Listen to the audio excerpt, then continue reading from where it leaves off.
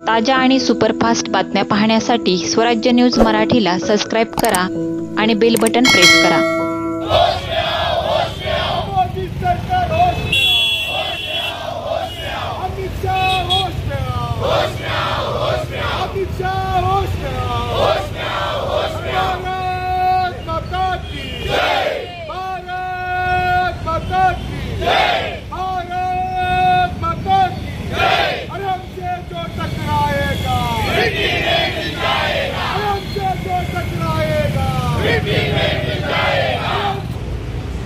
आपण बघता की काल पहलगाम या ठिकाणी जो भ्याड हल्ला झालेला आहे त्या ठिकाणी जे अतिरेकी आले होते ते अतिरेकी पोलिसाच्या वेशमध्ये आले होते, मिलिटरीच्या वेशमध्ये आलेले होते आणि 2000 त्या ठिकाणी पर्यटक त्या ठिकाणी असताना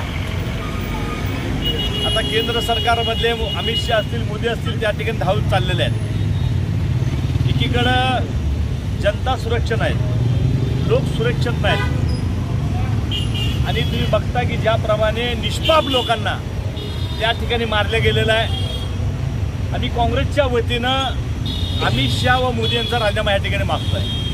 तुम्ही बघा अनेक हल्ले या ठिकाणी देशामध्ये झाले, मग पुलगामाचा हल्ला झाला, मालकोटचा हल्ला झाला, त्यांच्या काळात जेवढे हल्ले झाले आजपर्यंत एकाला देखील अटक झालेलं नाही। आणि आता आपण बघता की काय राज्याचे इलेक्शन येणार आहेत ते डोळ्यासमोर ठेवून ह्या ठिकाणी हा षड्यंत्र ह्या भारतीय जनता पार्टी जे अमित शाह आणि मोदी यांनी केलं ह्या ठिकाणी असं पब्लिक आता बोलू लागले।